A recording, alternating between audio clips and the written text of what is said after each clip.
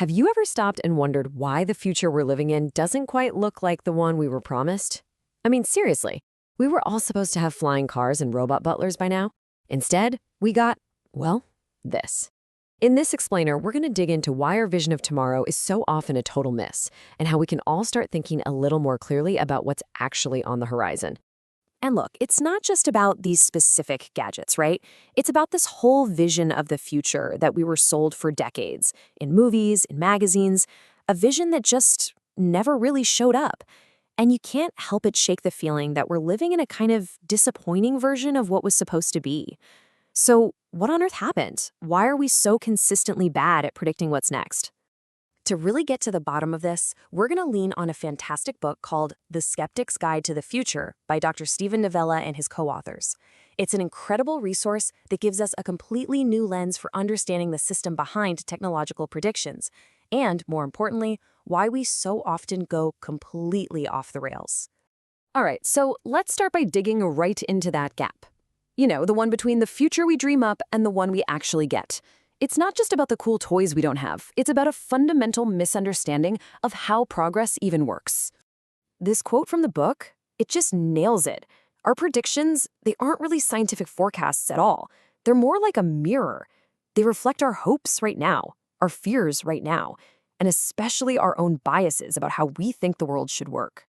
Okay, so if our predictions are really just all about us in the present, it's not a huge surprise they usually fail. But here's the really interesting part. The book argues that these mistakes aren't random at all. Nope, they follow very, very predictable patterns. Let's take a look. The book actually gives these patterns a name: futurism fallacies. These are the common logical traps that pretty much everyone, even the smartest scientists, investors, you name it, falls into when they try to imagine tomorrow. And getting a handle on these fallacies is the first step to maybe, just maybe, finally getting it right. And this is the big one. We almost always overestimate how much is going to change in the next, say, 10 years. That's why we expected flying cars by 2015.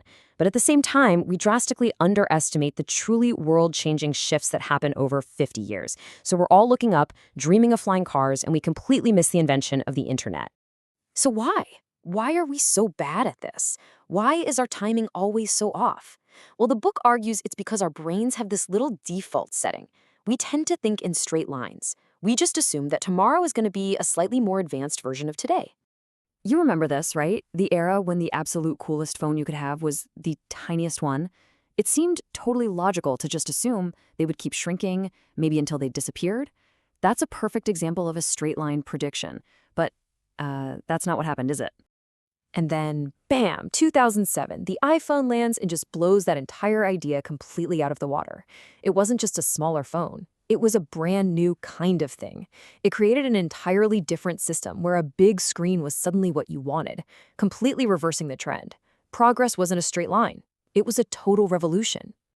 So you see, the problem isn't that we lack imagination. The problem is that we get stuck in this simple, one-track way of thinking.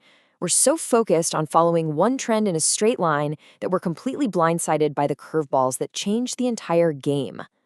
So if thinking in a straight line is the wrong way to do it, what's the right way?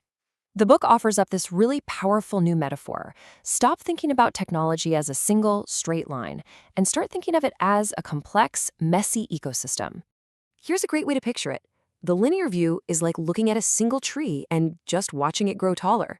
The ecosystem view, on the other hand, is like seeing the entire forest. All the different trees, the plants, the animals, and how they all interact to create something way more complex and way more unpredictable. Think about it. The smartphone wasn't a single invention. It was only possible because a whole ecosystem of different technologies all matured at the same time. You needed massive computing power, better battery tech, GPS, touchscreens, and a global network infrastructure. That's the messy reality that simple straight-line thinking just can't see. So how do we actually use this new way of thinking to be a little bit smarter about the future? Well, the book argues that the key is to adopt the practical, real-world tools of scientific skepticism. And let's be super clear about this. Skepticism is not about being a downer. It's not about being a cynic who just shoots down every cool new idea. It's about being rigorous. It's a tool that helps us look past all the marketing hype and start asking the tough questions about engineering, about economics, and about actual scientific feasibility. And that right there is the real crisis in perception. We get so obsessed with the spectacle of cool gadgets, the shiny objects, that we completely forget to look at the massive, complex, and often invisible systems of science and infrastructure that have to exist to make them possible in the first place.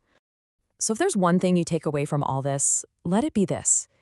See the system, not just the spectacle. The next time you hear some bold prediction about the future, don't just ask yourself, wow, is that cool? Instead, ask, okay, what are the 5 or 6 other systems that would have to be completely invented or perfected for this to even have a chance of becoming reality?